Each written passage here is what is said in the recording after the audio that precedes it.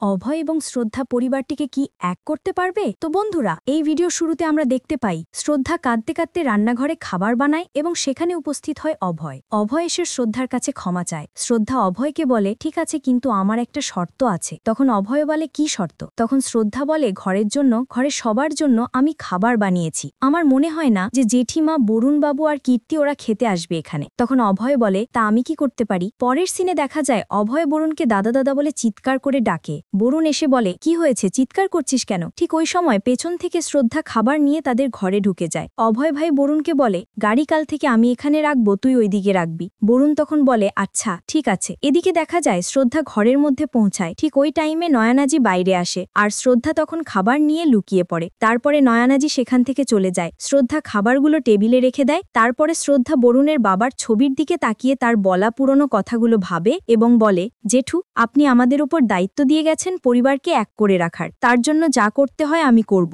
আমাদের পরিবারকে আলাদা হতে দেব না। তারপর সেখানে কীর্তি ফোনে কথা বলতে বলতে চলে আসে এবং সে ফোনে বলতে থাকে, এই পরিবারের ঝগড়া যেন বন্ধ না হয় তার ব্যবস্থা করতেই হবে আমাকে। তখন শ্রদ্ধা সেখানে কীর্তির সামনে দাঁড়িয়ে পড়ে এবং কীর্তি চমকে ওঠে। কীর্তি মনে করে যে তার কথা শ্রদ্ধা হয়তো শুনে ফেলেছে। শ্রদ্ধা তখন কীর্তিকে বলে, ঘরে খাবার কিছু নেই, তুই জানিস না নাকি? তখন কীর্তি বলে, যাক, মনে হয় দিদি আমার কথা শুনতে পায়নি। তখন কীর্তি শ্রদ্ধাকে বলে, তুই তোদের ঘরকে সামলা না, আমাদের ঘরকে আমরা ঠিক সামলে নেব।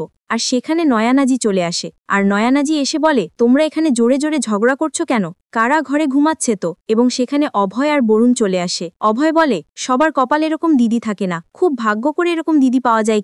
কীর্তি বলে, তুমি কি বলতে চাইছো? অভয় তখন বলে, শ্রদ্ধা এখানে তোমাদের খাবার দিতে এসেছিল, তোমাদের কথা শোনাতে না। এরপর অভয় শ্রদ্ধার হাত ধরে নিয়ে চলে যায় সেখান থেকে। ঘরের বাইরে গিয়ে অভয় শ্রদ্ধাকে বলে, তুমি কেন করছো এইসব? তোমার তো শুধু অপমান করে ওরা। তারপরে শ্রদ্ধা বলে, আমি হার মানব না, আমি এই পরিবারকে সবাইকে এক করবই। পরের দিন সকালে দেখা যায় বরুণের মা রান্না করছিল আর ছাদের উপরে যে পাইপ ছিল সেখান থেকে জল পড়ছিল। তারপরে বরুণের মা বরুণকে ডেকে দেখায় এবং বলে, এইভাবে কিভাবে রান্না করব? তখন বরুণ বলে, আমি মিস্ত্রিকে ফোন করছি। তারপরে সেখানে মিস্ত্রি আর কীর্তি আসে। তারপরে মিস্ত্রি সেখান থেকে দেখে বলে যে উপরে টয়লেট আছে, টয়লেটের পাইপটা ফেটে গিয়েছে, টয়লেটটা ভেঙে আবার নতুন করে করতে হবে। তারপরে মিস্ত্রি নয়ানাজিকে বলে, উপরে যারা আছে তাদেরকে বলুন। তারপর দেখা যায় শ্রদ্ধা নাস্তা করতে বসবে। সেই টাইমে নয়ানাজি আর কীর্তি সেখানে যায়। শ্রদ্ধা বলে, আরে আসো, আমরা একসাথে নাস্তা করি। তখন কীর্তি বলে, হ্যাঁ, তোদের সাথে নাস্তা করি আর আমরা সারা জীবন তোদের সাহায্যই চলি। এরপর শ্রদ্ধা বলে, তুই এরকম বলছিস কেন? তখন নয়না দেবী বলে, তোমাদের টয়লেটের পাইপটা ফেটে জল পড়ছে। মিস্ত্রি বলল, উপরের টয়লেটটা ভেঙে পাইপটা আবার নতুন করে লাগাতে হবে। এরপরে অভয়ের মা উঠে এসে বলে, আরে বৌদি, আমাদের টয়লেট ভেঙে পাইপ লাগানোর টাকা নেই। কীর্তি তখন বলে ওঠে, আচ্ছা, তুমি তো তোমার শরীর খারাপ হলে খুব নামি দামি ডাক্তার দেখানোর টাকা থাকে, আর এর বেলায় টাকা নেই। তখন শ্রদ্ধা কীর্তিকা বলে, কীর্তি, এ কি রকম ধরনের কথা বলছিস? ঠিক আছে, টয়লেটের পাইপ চেঞ্জ করার টাকা আমরা দেব, তাই বলে মায়ের সাথে তুই এরকম ভাবে কথা বলতে পারিস না। তখন তনুজা বলে যে অভয় কষ্টের টাকা দিয়ে আমাকে চিকিৎসা করেছে, আমরা টয়লেট ভেঙে পাইপ চেঞ্জ করতে পারবো?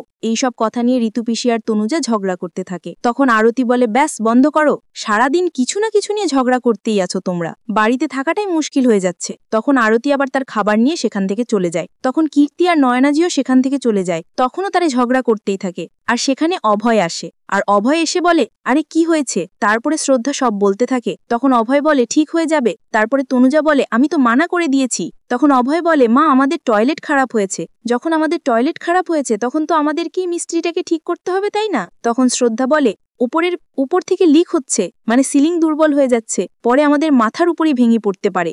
তখন তনুজা বলে, আরে না না, তাহলে ঠিক আছে, মিস্ত্রি আমি ডাকবো। তারপরে মিস্ত্রি আসে। তনুজা তখন চুরি করে মিস্ত্রিকে ডেকে তাকে 500 টাকা দিয়ে বলবে নিচের পাইপটা খারাপ হয়ে গেছে। তারপরে মিস্ত্রি পাইপ চেক করে এসে সবার সামনে বলে যে উপরের পাইপটাই খারাপ হয়েছে এবং উপরের টয়লেটটাও ভাঙতে হবে। আর তার কারণ, তার আগেই কীর্তি মিস্ত্রিকে 1000 টাকা দিয়ে রেখেছিল, তাই মিস্ত্রি সেটা বলেছিল। তখন তনুজা মিস্ত্রিকে বলে, টয়লেট খারাপ না খারাপ তোমার মাথা। তখন নয়ানাজি তনুজাকে বলে, ও মিস্ত্রি, ওর কাজই ওই।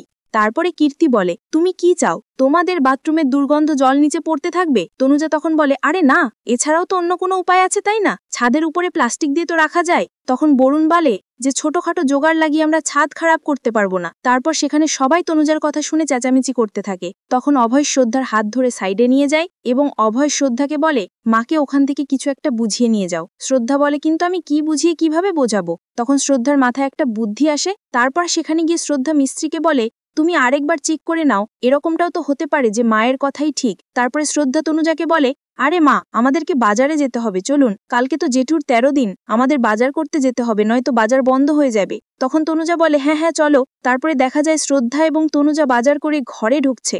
তারপরে তনুজা অভয়কে জোরে জোরে ডাকতে থাকে, অভয়ও সেখানে চলে আসে। তনুজা তখন অভয়কে বলে, তাহলে তুমি আমার কথা শুনলে না? এই জন্য শ্রদ্ধা আমাকে বাজারে নিয়ে গিয়েছিল যাতে আমার পেছনে তারা টয়লেটটা ঠিক করতে পারে। শ্রদ্ধা তখন বলে, মা, আপনি কথাটা বোঝার চেষ্টা করুন। তখন তনুজা বলে, তোমরা আমার কথা শোনো না, তাহলে আমি কেন তোমাদের কথা শুনবো? তারপরে সেখানে মিস্ত্রি আসে আর বলে কাজ হয়ে গিয়েছে। তখন তনুজা মিস্ত্রিকে বলে, তুমি আমার 500 টাকা নিয়ে বসে আছো, আমার 500 টাকাটা ফিরিয়ে দাও। তারপরে মিস্ত্রি টাকাটা দিয়ে সেখান থেকে যায় আর মনে মনে বলতে থাকে, ভালো হয়েছে যে আমার কাছ থেকে টাকাটা নিয়ে নিয়েছে, ভাগ্যিস অংশ কিছু করেনি। তারপরে পরের সিনে দেখা যায় বরুণ মা তার মায়ের কোলে মাথা দিয়ে তার বাবার ছবি দেখতে থাকে আর বলে, বাবা আমাকে ভরসা করতো না, আর নয়তো আমাদের সাথে এরকমটা কেন করতো? হয়তো বাবার কাছে আমি ভালো ছেলে হতে পারিনি। তখন তার মা বলে, তুমি একটা ভালো ছিলে, তুমি তোমার নিজের থেকেও পরিবারকে উপরে রেখেছো, আমাদের কোনো জিনিসের অভাব হতে দাওনি, তুমি একটা ভালো ছেলে হয়ে ওঠার দায়িত্ব তুলেছ। বরুণ তখন উঠে বলে, না মা, আমার তো কিছু একটা কম আছে, আর যে কারণে আমার ছাড়া অভয়কে বেশি ভরসা করতো বাবা, আর এই জন্যই 60% সম্পত্তি অভয় আর শ্রদ্ধার নামে দিয়েছেন। তারপর সেখানে কীর্তি চলে আসে। কীর্তি বলে, কাল বাবার চলে যাওয়ার 13 দিন, আমাদের সবকিছু রেডি করতে হবে। তখন বরুণ বলে, কাল যেন কোনো উল্টোপাল্টা না হয়, তাহলে আমি নিজেকে সামলাতে পারবো না। তারপরে দেখা যায় অভয়ের বাবা এসে অভয় আর শ্রদ্ধাকে বলে, কাল দাদার 13 দিন, সবকিছু রেডি করতে হবে। তখন শ্রদ্ধা বলে, আমরা পুজোর সব বাজার কিনে নিয়ে এসেছি। তখন ঋতুপিসি এসে বলে, আমরা কিছু গরিবদেরকে দাদার নামে খাওয়াতে চাই। শ্রদ্ধা তখন বলে, ঠিক আছে পিসিমণি, আমরা সবাই তোমার সাথে আছি। ওদিকে কীর্তি দরজার আড়াল থেকে সব শুনছিল আর বলছিল, আমি এসব কিছু হতে দেব না, আমার কিছু করতেই হবে আমাকে। তো বন্ধুরা, এই ছিল আজকের ভাগ্যরেখা ধারাবাহিকের 319তম পর্বের আপডেট। তো বন্ধুরা, ভিডিওটা ভালো লাগলে অবশ্যই কমেন্ট করে জানাতে ভুলবেন না। আর আমার ভিডিওতে যারা সুন্দর সুন্দর কমেন্ট করবেন তাদের নাম আমি পরবর্তী ভিডিওতে মেনশন করব।